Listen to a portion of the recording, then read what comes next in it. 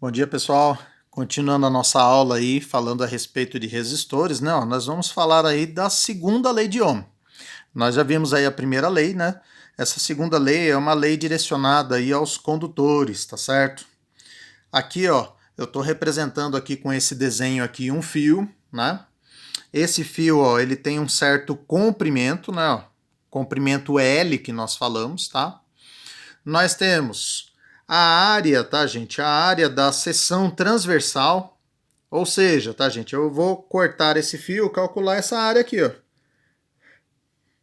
A área da seção transversal, certo? E essa letrinha aqui, tá, gente? Essa letrinha aqui grega, né, que a gente chama de Rho, ela vai representar pra gente a resistividade do material que é constituído o fio.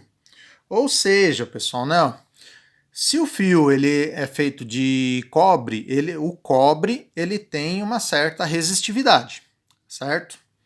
Se o fio for feito aí de prata, ou a prata tem uma certa resistividade. Então, ou seja, esse valor aqui, tá, gente, ele é um valor característico aí do material, tá ok? Pessoal, no sistema internacional, essa unidade de resistividade, tá, gente, é o ohms metro, tá ok? Agora, no nosso dia a dia, nós trabalhamos muito, tá? Quando as pessoas vão comprar um fio, esse fio normalmente aí ele é vendido em milímetros quadrados, tá certo? Ok? Então, ó, nós temos fio 1,5 mm quadrado, fio 2,5 milímetros quadrados, fio 4 milímetros quadrados, tal. Então, o fio ele é vendido aí em milímetros quadrados, tá? Então, às vezes pode aparecer algum exercício, mas aí já vai fugir aí do sistema internacional, tá, gente? Porque vocês sabem que eu não posso trabalhar aqui nesse sistema internacional em milímetros, eu tenho que trabalhar em metros, tá?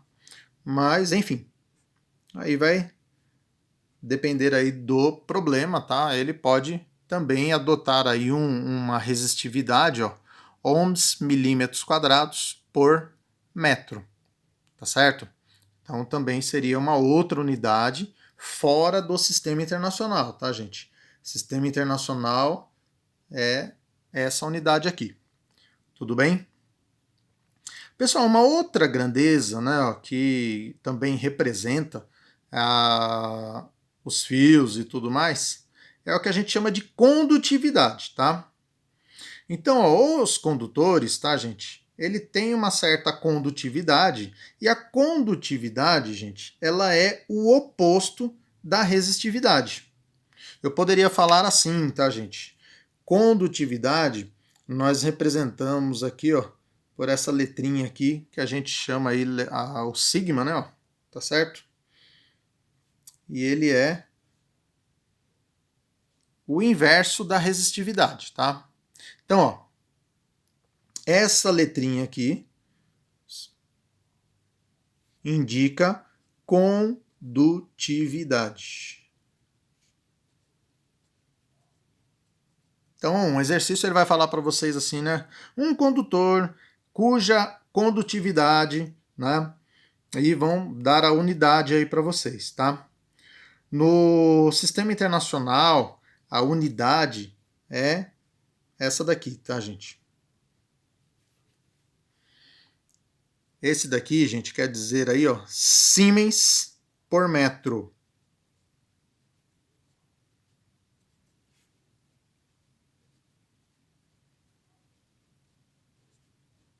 No, os exercícios, tá, gente, no geral, eles adotam mais a palavra resistividade do que a condutividade, tá? A resistividade ela é mais presente, mas enfim, né? Se aparecer condutividade, vocês já sabem aí o que vocês vão ter que fazer, tá? Vocês vão ter que achar aí o inverso da resistividade e aí você tem aí o valor da condutividade. Tudo bem, turminha? Certo? Pessoal, seguinte, na segunda lei de Ohm, a fórmula é para calcular a resistência de um condutor. Aí você fala assim, né? Nossa, mas o condutor ele não tem resistência nula, né? Não, ele tem uma resistência baixa, tá, gente? Mas ele tem uma resistência que dá para ser calculada, certo? Ele tem uma resistência baixa, mas tem, tá ok? Gente, ó, do que essa resistência depende? Primeiro disso daqui, né? Ó, primeiro da resistividade. Por quê? Porque vai depender do material, do que ele é feito, tal. Os que têm aqui, ó, um valor mais alto são materiais menos condutores, vamos dizer assim, né? Ó. E os que têm uns valores mais baixos são materiais mais condutores, tá certo? Então, a resistência de um fio vai depender diretamente, né, de uma maneira diretamente proporcional da resistividade, tá ok? Outra coisa, pessoal, quanto maior for o fio, quanto maior for o comprimento aqui, tá, gente? Mais resistência ele vai ter, ó. Então também ele vai ser proporcional ao comprimento. E a área, né? Pessoal, quanto mais grosso for o fio, ou seja, quanto maior for a área do fio, mais elétrons pode passar por ele, né? Então vamos dizer, a facilidade dos elétrons atravessar fica maior, tá certo? Então aí nesse caso, ó, a área vai ser inversamente proporcional à resistência, ó, tá ok? Então essa daqui, tá, gente? Que vem a ser aí uma fórmula para a gente calcular aí a resistência do fio aí, né? Na segunda lei de Newton. Normalmente nós vamos trabalhar aqui, ó, em metros, como eu já falei, a área em metros quadrados, tá? E a resistividade em ohms por metro aí. Certo, pessoal? Ok? Vamos ver um exemplo aí como é que a gente calcula isso. Ó, exemplo 3, tá? Vamos dizer que eu tenho aí 3 fios, tá? O primeiro fio ele tem uma resistência RA, ele tem uma resistividade 1 vezes 10 a menos 6 e tem um diâmetro de meio milímetro, tá certo? De diâmetro, tá ok? Aí o segundo fio, resistência RB, resistividade 1,2 vezes 10 a menos 6 e o diâmetro meio milímetro. Tá? E o terceiro fio, gente, nós vamos ter aí ó, uma resistividade de 1,5 vezes 10 a menos 6, né, ó, diâmetro de 0,40 milímetros, tá certo? Tá pedindo aí para a gente comparar as resistências, tá? Ou seja, falar qual é a resistência maior, qual é a resistência menor, enfim. A gente poderia calcular isso daqui, tá, gente? Mas o que a gente pode analisar aqui, né? Tá? Gente, ó, primeiro,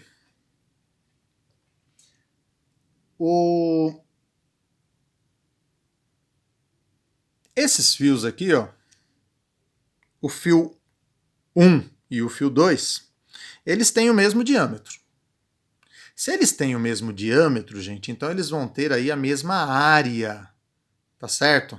Então eu vou analisar aí a resistência A e a resistência B, qual que é a maior, tá?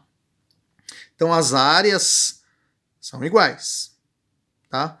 Só que a resistividade do fio B é maior, tá, gente? Lembra que eu falei para vocês, né? Ó, qual que é a fórmula, né?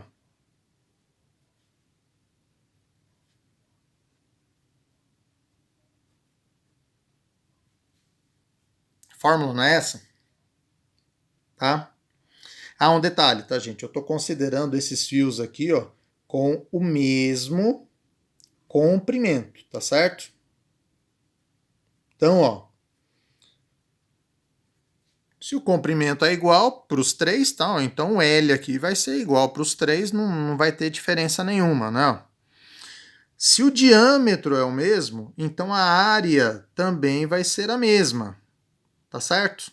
Então eu tenho dois valores iguais, então a minha resistência vai depender só de quem? Da resistividade.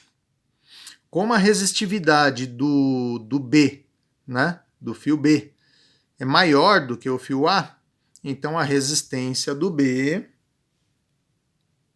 vai ser maior do que a resistência do A. Certo, pessoal? De novo, ó, o comprimento deles é o mesmo, a área vai ser a mesma, porque o diâmetro é igual, né? Tá certo? Então, ó, ele vai depender apenas da resistividade. Então, como a resistividade do B é maior do que a resistividade do A, então a resistência de B é maior do que a resistência do A. Tá ok? Pessoal, continuando aí, né? E se eu for comparar, por exemplo, aqui, ó, esse fio B aqui, ó, com o fio C, tá? Gente, ó, esse fio, ele tem um diâmetro menor do que esse. Tá certo? Se ele tem um diâmetro menor do que esse, ó, ele é mais fino, tá certo? Então a área é menor, tá? Então ele tem duas coisas aqui que está contribuindo para uma resistência maior, tá? Então, ó, se eu for comparar aqui, ó, o fio B e o fio C, ó, ele é mais fino,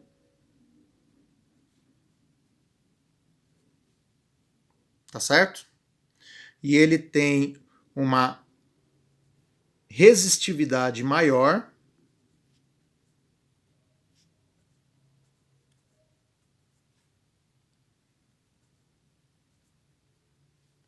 que o fio B, tá certo? Ok? Então, ou seja, mais fino, gente, lembra que eu falei para vocês, ó, mais fino, área menor. Não são inversamente proporcionais, ó. Então, se ele é mais fino, ele vai ter uma resistência maior. Se ele tem uma resistividade maior, ele vai ter uma resistência maior também. Então, eu tenho dois fatores que estão contribuindo aí, ó, para ele ter uma resistência maior, ó, tá? Fio fino tem mais resistência, fio que tem resistividade maior tem mais resistência, tal, ok? Então o fio C, gente, ele vai ter, ó, uma resistência maior do que a resistência do B. Pronto. Só aí a gente já faz uma comparação, né, gente? Então, ó, resistência do C é maior que a do B e a resistência do B é maior do que a do A. Tá certo? Pronto, já comparei aí os três fios. Qual que seria o outro caminho para a gente comparar? Seria calcular, tá, gente? Só que é lógico que se você vai calcular, você perde um pouco mais de tempo aí, né? Pessoal, por último aí, propor aqui um exemplo 4, tá? Eu tenho um fio de 120 metros de comprimento. Vamos calcular esse daqui, né, gente? Vamos trabalhar um pouquinho em cima dele, né? 120 metros de comprimento, 2 milímetros quadrados de área, coeficiente de temperatura, tá, gente? 3,6 vezes 10 a menos 3, tá certo? Então, ou seja, tá, se ele tem um coeficiente de temperatura, quer dizer o quê?